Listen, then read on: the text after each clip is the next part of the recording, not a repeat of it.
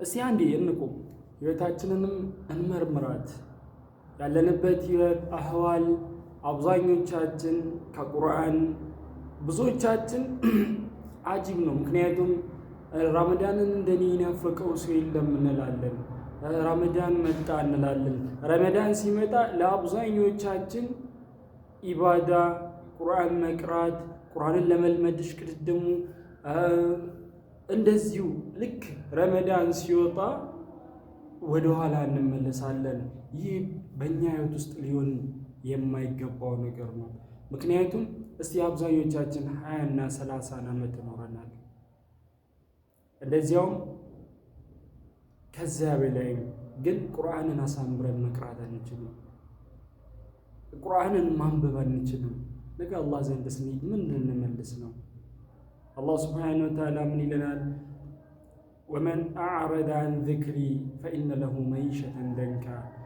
ከቁርአን ከመከር ከተለያዩ ነገሮች የዞረን ሰው የተመለሰን ሰው የጭንቀት ህይወትን እናኖረዋለን ይላል። የሰው ልጅ ዛሬ ዱንያ ላይ እንደሚከራከረው አላህ ዘንድ እንደሚሉ ጥያቄ ያቀርባል።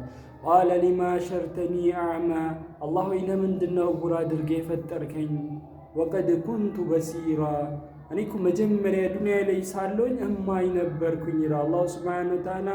ቃለ አተትከ አያቲና ፈከዛሊከ የውመ ቱንሳ፣ አንተ እኮ ዱንያ ላይ ያለ ከቁርአን ዞርክ፣ እንደዚያውም ሰላትንም አሰግድም ነበርክ። ዱንያ ላይ ልክ እኛን እንደረሳን እንደተውከን እኛም የጀሃነም እሳት ውስጥ እንተውካለን ይላል። ስለዚህ እህት ወንድሞቼ አብዛኞቻችን ሶሻል ሚዲያ ላይ ላይቭ ላይ እየተሯሯጥን ያልሆነን ቃል ከምንናገር ያልሆነን ነገር ከምናደርግ ቁርአንን እንማርላችኋለሁ።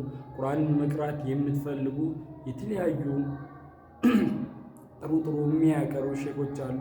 መቅራት ከፈለጋችሁ ስልኬ ከባዮ በታች አለላችሁ። ስለዚህ አደራ አደራ እምላችሁ ቁርአንን እንማር እንወቀው። ነገ ዱንያ ላይ ዛሬ ያለን ነገር ሁሉ ምክንያቱም አላህ ሱብሓነሁ ወተዓላ ዱንያ ለራሷ መቀመጫ የላትም። በሁለት እግሩ ያልቆመ ዱንያ ላይ እዘወትራለሁ ማለት ወላሂ ሞኝነት ነው፣ አላዋቂነት ነው። ዱንያ የአኪራ ነች። አኪራ ነው የዘላለም ቤታችን። ትተን የምንሄድባትን ጠዋት እንውጣ ወይ አሁን እንውጣ ለማናቅላት ዱንያ ለፋን።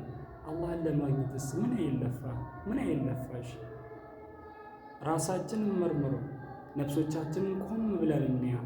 ምክንያቱም ኢነ ኢለይና ኢያበሁም ሱመ ኢነ ዓለይና ሒሳበሁም ይላል አላህ ሱብሓነሁ ወተዓላ።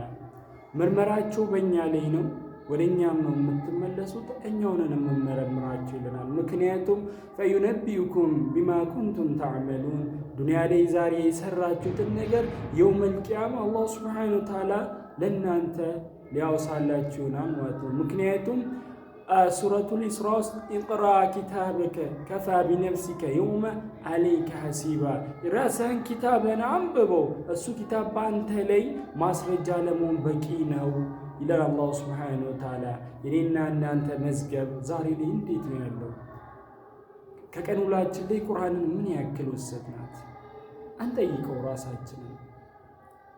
ምክንያቱም ሓሲቡ አንፉሰኩም ቀብለ አን ቱሓሰቡ ወዚኑ አዕማለኩም ቀብለ አን ትውዘኑ፣ ነፍሶቻችሁን መርምሯት አላህ ዘንድ ሄዳ ከመመርመሯ በፊት ስራችሁንም መዝኗት የውመል ቂያማ አላህ ዘንድ ሄዳ ከመመዘኗ በፊት። ስለዚህ ወንድሞቼ ቁርአንን መቅራት የምትፈልጉ ስልኬ ከባዮ በታች አለላችሁ። ሼር ሰብስክራይብ በማድረግ የግሩፑ የዚህ ቤት አባል እንሆንላችኋለሁ። ሁላችሁም በያላችሁበት የአላህ ሰላም እዝነቱ ከእናንተ ጋር ይሁን። ሁላችንንም አላህ ሱብሓነሁ ወተዓላ ወደ ራሱን ይመልሰን። አደራ ረመዳን እንደናፈቀን ስለ ረመዳን አንዳንድ ነገሮችን አውቀን የምናደርጋትን ኢባዳ እንኳን የምንሰግዳትን ሰላት አውቀን ከሚሰግዱት ለመሆን ትልቁንና ዋናው መሰረቱ ዒልም ነው። እነዚያ የሚያውቁትና የማያውቁት አንድ ናቸው ይለናል አላሁ ሱብሓነሁ ወተዓላ። ወላሂ አንድ አይደሉም። ምክንያቱም አላሁ ሱብሓነሁ ወተዓላ የሚያውቁት እሱን እንዴት እንደሚገዙት ያውቃሉ።